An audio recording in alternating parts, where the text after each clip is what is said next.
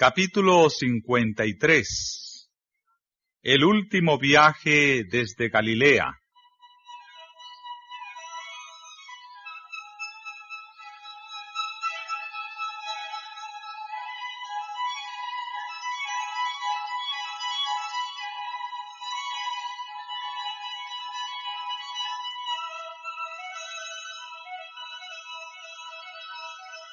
Al acercarse el fin de su ministerio, cambió Jesús su manera de trabajar.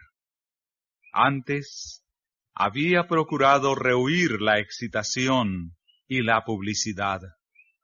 Había rehusado el homenaje del pueblo y pasado rápidamente de un lugar a otro cuando el entusiasmo popular en su favor parecía volverse ingobernable. Vez tras vez, había ordenado que nadie declarase que él era el Cristo.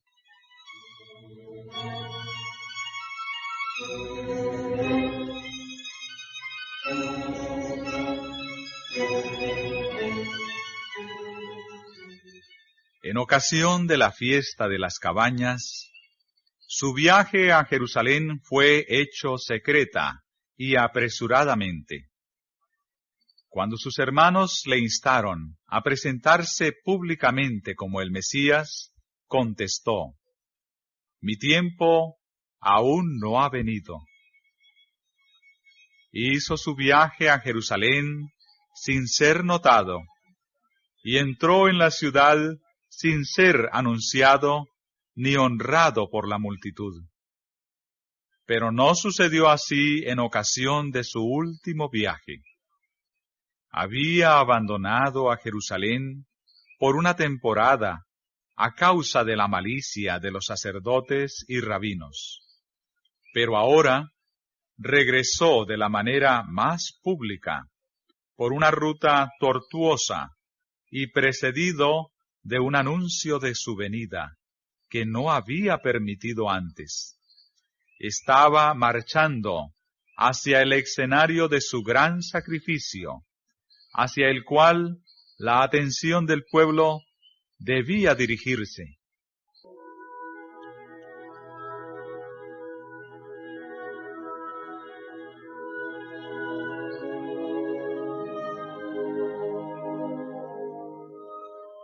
Y como Moisés levantó la serpiente en el desierto, así es necesario que el Hijo del Hombre sea levantado.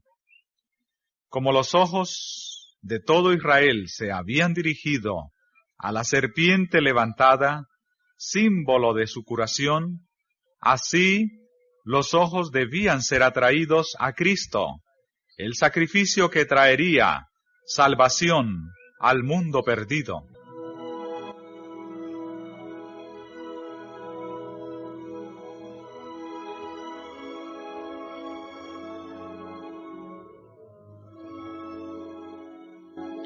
Era un concepto falso de la obra del Mesías y una falta de fe en el carácter divino de Jesús, lo que había inducido a sus hermanos a instarle a presentarse públicamente al pueblo en ocasión de la fiesta de las cabañas.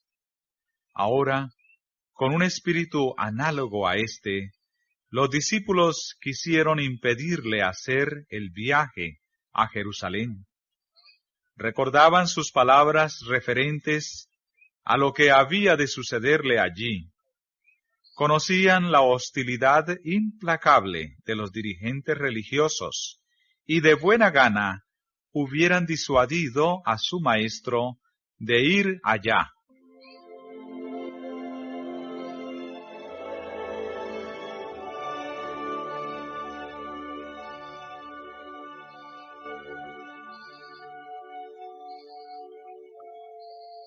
Para el corazón de Cristo, era una prueba amarga avanzar contra los temores, los desengaños y la incredulidad de sus amados discípulos.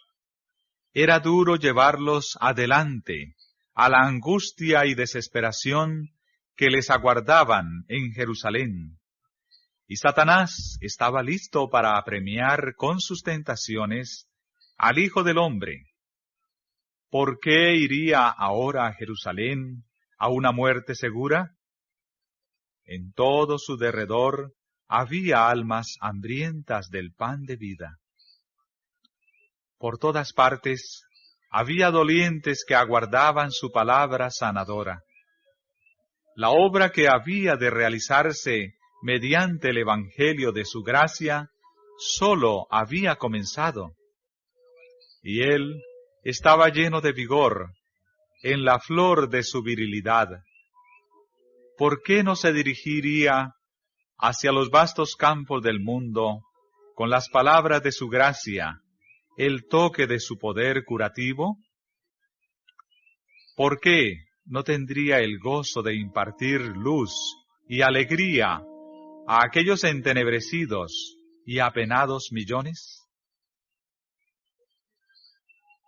¿Por qué dejaría la siega de esas multitudes a sus discípulos, tan faltos de fe, tan embotados de entendimiento, tan lentos para obrar?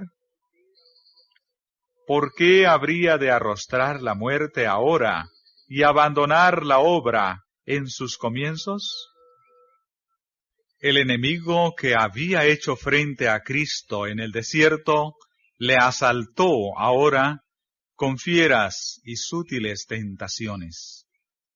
Si Jesús hubiese cedido por un momento, si hubiese cambiado su conducta en lo mínimo para salvarse, los agentes de Satanás hubieran triunfado y el mundo se hubiera perdido.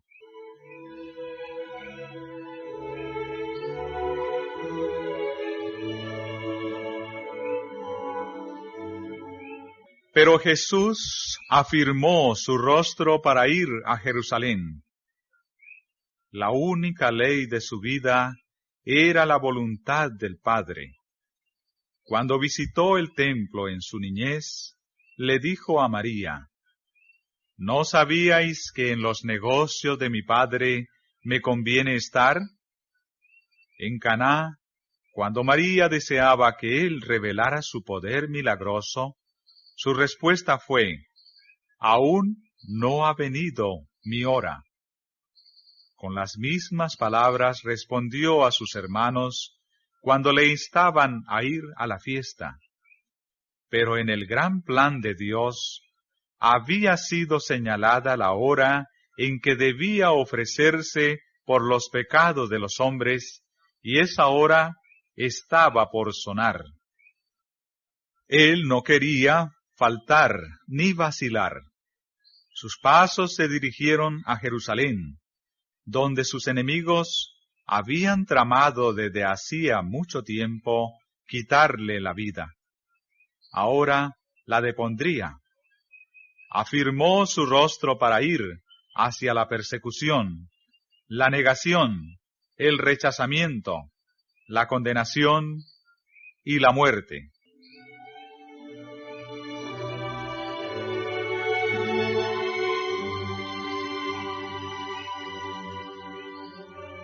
Y envió mensajeros delante de sí, los cuales fueron y entraron en una ciudad de los samaritanos para prevenirle. Pero los habitantes rehusaron recibirle, porque estaba en camino a Jerusalén. Interpretaron que esto significaba que Cristo manifestaba preferencia por los judíos, a quienes ellos aborrecían con acerbo odio. Si él hubiese venido para restaurar el templo y el culto en el monte Gerizim, le hubieran recibido alegremente. Pero iba en camino a Jerusalén, y no quisieron darle hospitalidad.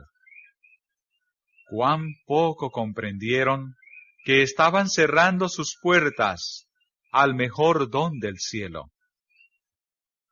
Jesús invitaba a los hombres a recibirle.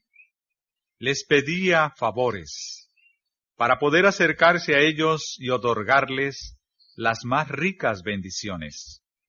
Por cada favor que se le hacía, devolvía una merced más valiosa. Pero aquellos samaritanos lo perdieron todo por su prejuicio y fanatismo.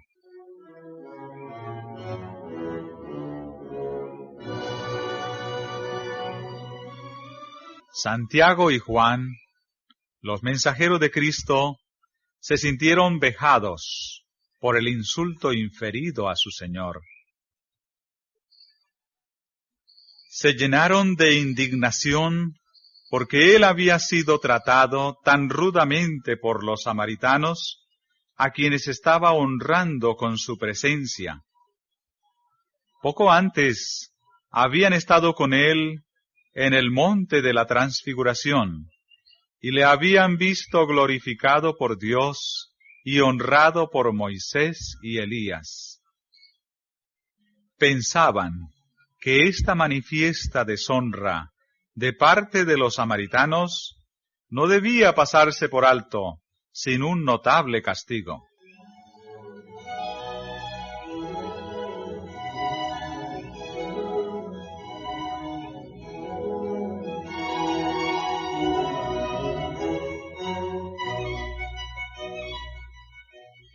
Al volver a Cristo, le comunicaron las palabras de los habitantes del pueblo, diciéndole que habían rehusado darle siquiera albergue para la noche. Pensaban que se le había hecho un enorme agravio, y al ver en lontananza el monte Carmelo, donde Elías había matado a los falsos profetas, dijeron: ¿Quieres que mandemos que descienda fuego del cielo y los consuma, como hizo Elías? Se sorprendieron cuando vieron que Jesús se apenaba por sus palabras, y se sorprendieron aún más cuando oyeron su reproche: Vosotros no sabéis de qué espíritu sois, porque el Hijo del Hombre no ha venido para perder las almas de los hombres, sino para salvarlas.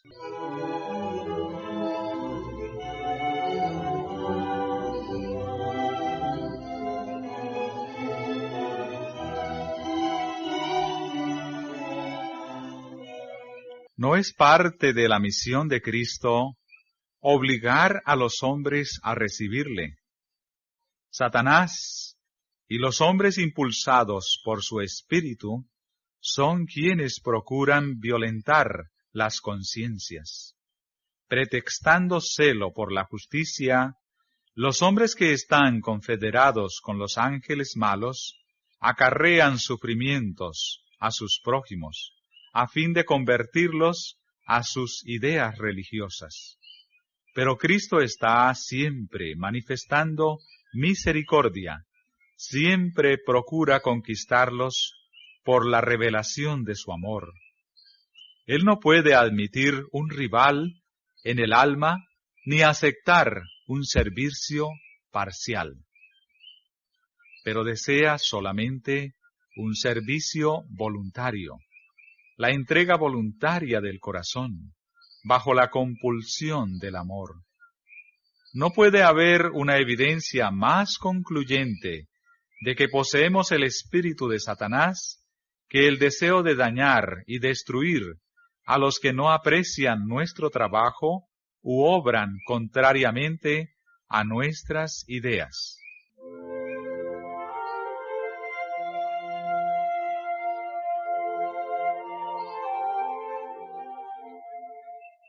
Todo ser humano pertenece a Dios en cuerpo, alma y espíritu.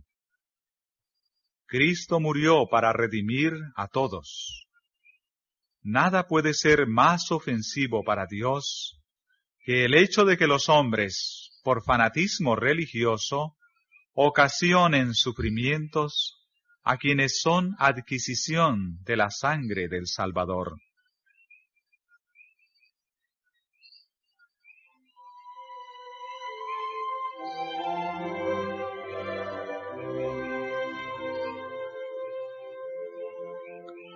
Y partiéndose de allí, vino a los términos de Judea y tras el Jordán, y volvió el pueblo a juntarse a él, y de nuevo les enseñaba como solía.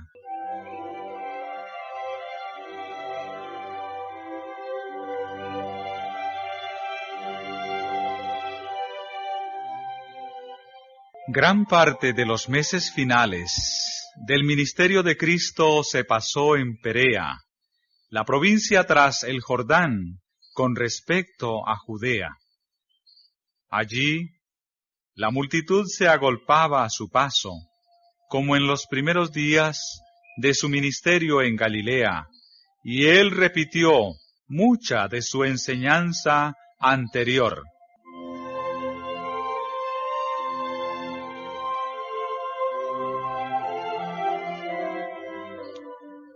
Así como enviara a los 12, designó el Señor aún otros 70, los cuales envió de 2 en 2 delante de sí, a toda ciudad y lugar a donde él había de venir. Estos discípulos habían estado algún tiempo con él, preparándose para su trabajo. Cuando los 12 fueron enviados a su primera gira misionera, otros discípulos acompañaron a Jesús en su viaje por Galilea. Allí tuvieron ocasión de asociarse íntimamente con él y de recibir instrucción personal directa. Ahora este grupo mayor también había de partir en una misión por separado.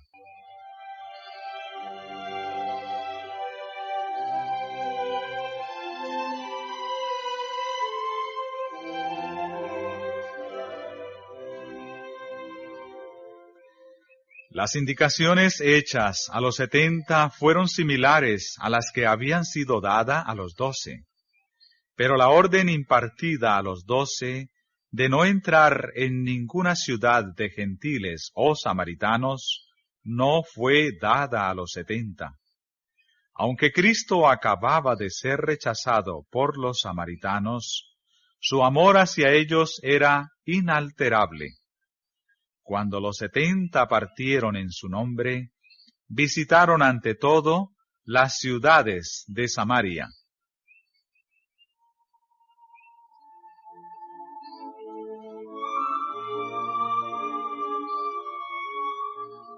La visita del Salvador mismo a Samaria, y más tarde la alabanza al buen samaritano, y el gozo agradecido del leproso samaritano, quien de entre 10 fue el único que volvió para dar gracias a Cristo, fueron hechos de mucho significado para los discípulos. La lección penetró profundamente en el corazón de ellos. Al comisionarlos inmediatamente antes de su ascensión, Jesús mencionó a Samaria junto con Jerusalén y Judea como los lugares donde debían predicar primeramente el Evangelio. Su enseñanza los había preparado para cumplir esta comisión. Cuando en el nombre de su Señor fueron ellos a Samaria, hallaron a la gente lista para recibirlos. Los samaritanos se habían enterado de las palabras de alabanza de Cristo y de sus obras de misericordia en favor de hombres de su nación. Vieron que a pesar del trato rudo que le habían dado, él tenía solamente pensamiento de amor hacia ellos, y sus corazones fueron ganados. Después de su ascensión, dieron la bienvenida a los mensajeros del Salvador, y los discípulos cosecharon una preciosa mies de entre aquellos que habían sido antes sus más acerbos enemigos. No quebrará la caña cascada, ni apagará el pábilo que humeare. Sacará el juicio a verdad, y en su nombre esperarán los gentiles.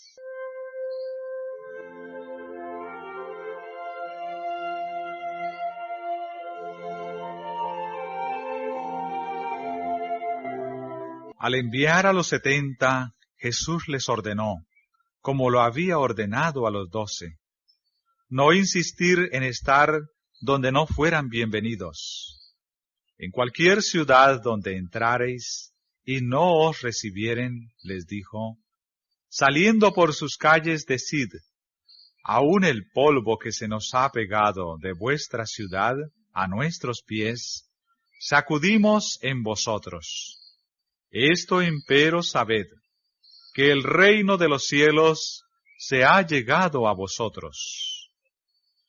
No debían hacer esto por resentimiento, o porque se hubiese herido su dignidad, sino para mostrar cuán grave es rechazar el mensaje del Señor o a sus mensajeros.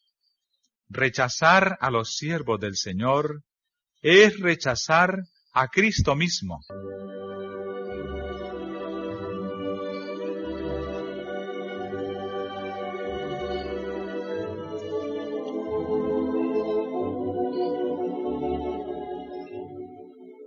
Y os digo, añadió Jesús, que los de Sodoma tendrán más remisión aquel día que aquella ciudad. Y recordó los pueblos de Galilea, donde había cumplido la mayor parte de su ministerio. Con acento de profunda tristeza exclamó, ¡ay de ti, Corazín! ¡Ay de ti, Betsaida!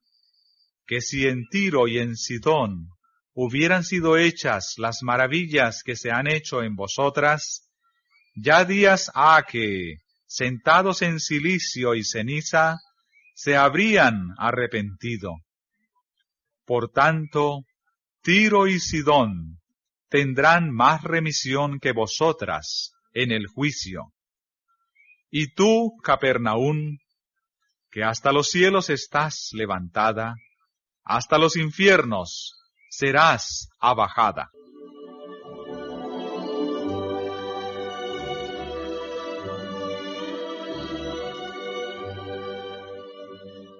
Las más ricas bendiciones del cielo habían sido ofrecidas gratuitamente a aquellos activos pueblos próximos al mar de Galilea. Día tras día, el príncipe de la vida había entrado y salido entre ellos. La gloria de Dios, que profetas y reyes habían anhelado ver, había brillado sobre las multitudes que se agolpaban en el camino del Salvador. Sin embargo, habían rechazado el don celestial.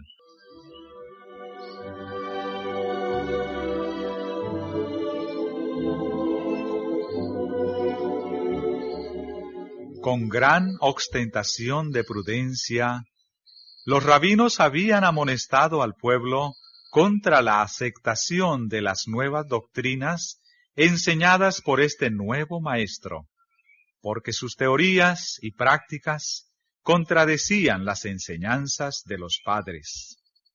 El pueblo dio crédito a lo que enseñaban los sacerdotes y fariseos, en lugar de procurar entender por sí mismos la palabra de Dios.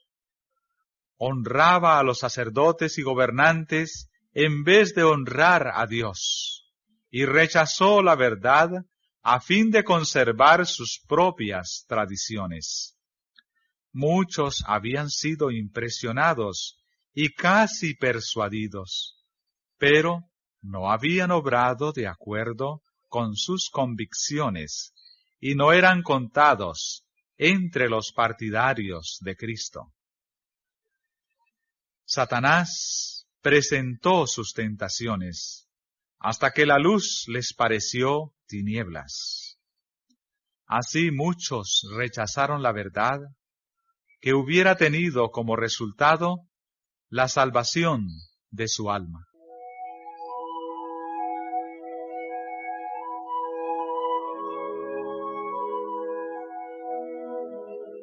El testigo verdadero dice, «He aquí, yo estoy a la puerta y llamo». Toda amonestación, reprensión y súplica de la palabra de Dios o de sus mensajeros, es un llamamiento a la puerta del corazón. Es la voz de Jesús que procura entrada. Con cada llamamiento desoído se debilita la inclinación a abrir. Si hoy son despreciadas las impresiones del Espíritu Santo, mañana no serán tan fuertes. El corazón se vuelve menos sensible y cae en una peligrosa inconsciencia en cuanto a lo breve de la vida frente a la gran eternidad venidera. Nuestra condenación en el juicio no se deberá al hecho de que hayamos estado en el error, sino en el hecho de haber descuidado las oportunidades enviadas por el cielo para que aprendiésemos lo que es la verdad.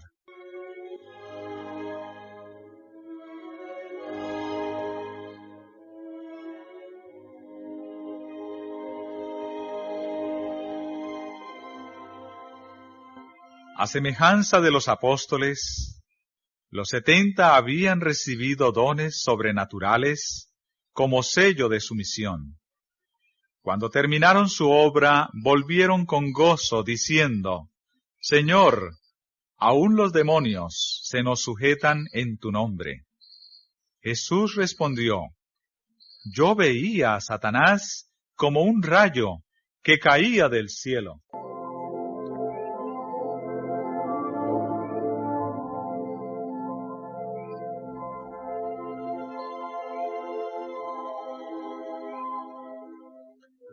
Escenas pasadas y futuras se presentaron a la mente de Jesús.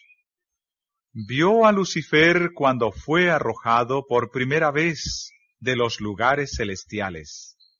Miró hacia adelante a las escenas de su propia agonía, cuando el carácter del engañador sería expuesto a todos los mundos.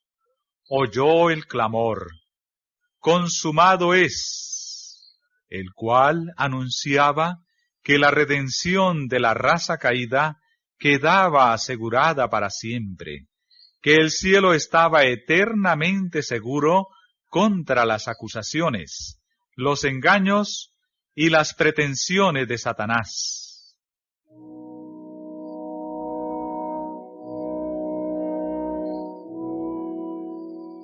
Más allá de la cruz del Calvario, con su agonía y vergüenza, Jesús miró hacia el gran día final, cuando el príncipe de las potestades del aire será destruido en la tierra durante tanto tiempo mancillada por su rebelión. Contempló la obra del mal terminada para siempre y la paz de Dios llenando el cielo y la tierra. En lo venidero, los seguidores de Cristo habían de mirar a Satanás como a un enemigo vencido.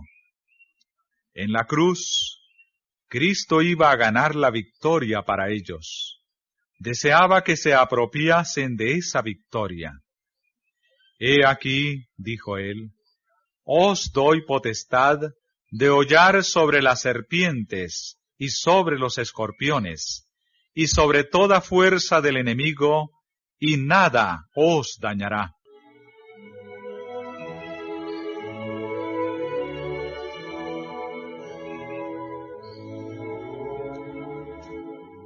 El poder omnipotente del Espíritu Santo es la defensa de toda alma contrita. Cristo no permitirá que pase bajo el dominio del enemigo quien haya pedido su protección con fe y arrepentimiento. El Salvador está junto a los suyos que son tentados y probados.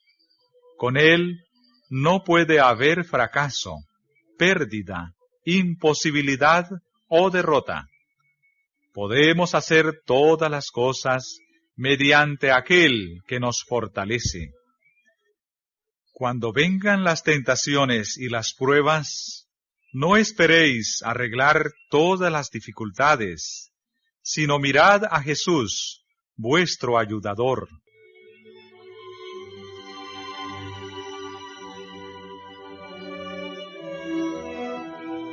Hay cristianos que piensan y hablan demasiado del poder de Satanás.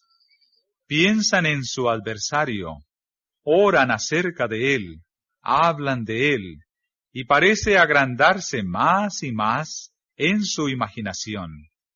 Es verdad que Satanás es un ser fuerte, pero gracias a Dios, tenemos un Salvador poderoso que arrojó del cielo al maligno. Satanás se goza cuando engrandecemos su poder. ¿Por qué no hablamos de Jesús? ¿Por qué no magnificamos su poder y su amor?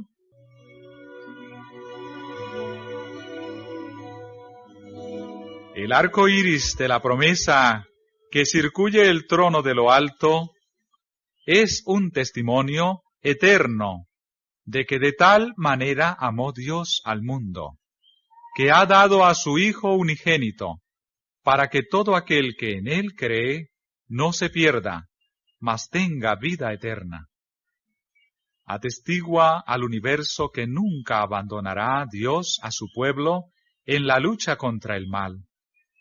Es una garantía para nosotros de que contaremos con fuerza y protección mientras dure el trono.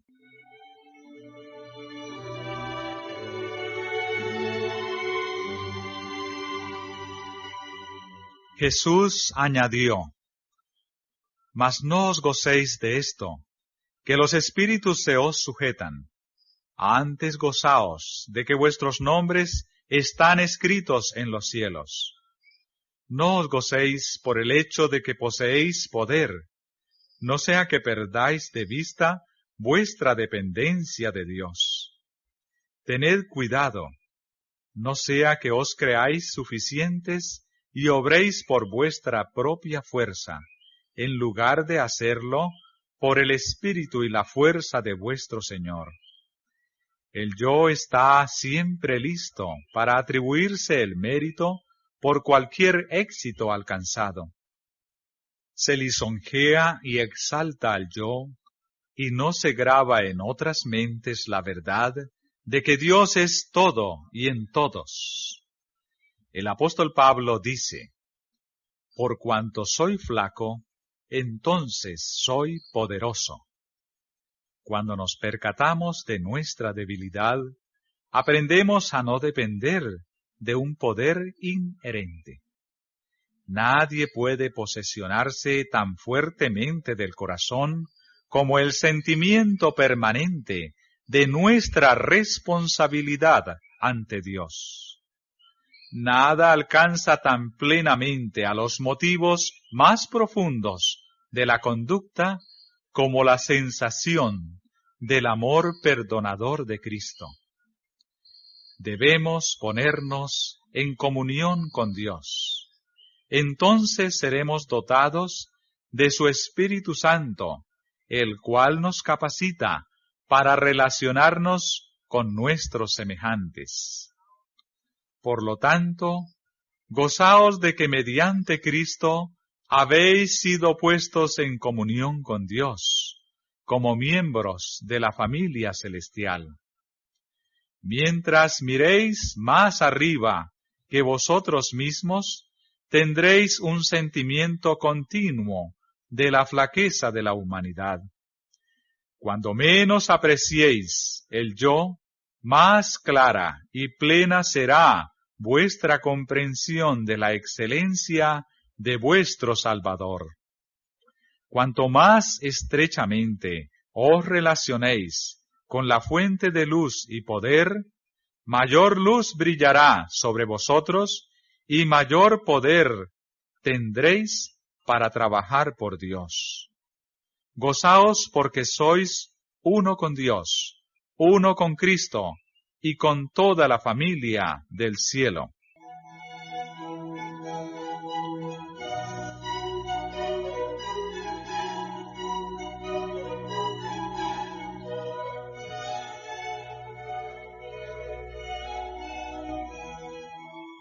Mientras los 70 escuchaban las palabras de Cristo, el Espíritu Santo impresionaba sus mentes con las realidades vivientes y escribía la verdad en las tablas del alma.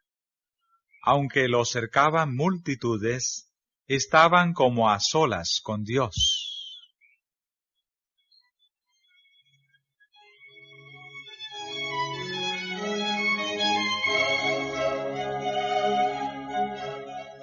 Conociendo que ellos habían sido dominados por la inspiración de la hora, Jesús se alegró en espíritu y dijo: Yo te alabo, oh Padre, Señor del cielo y de la tierra, que escondiste estas cosas a los sabios y entendidos, y las has revelado a los pequeños. Así, Padre, porque así te agradó. Todas las cosas me son entregadas de mi Padre, y nadie sabe quién sea el Hijo sino el Padre, ni quién sea el Padre sino el Hijo, y a quien el Hijo lo quisiere revelar.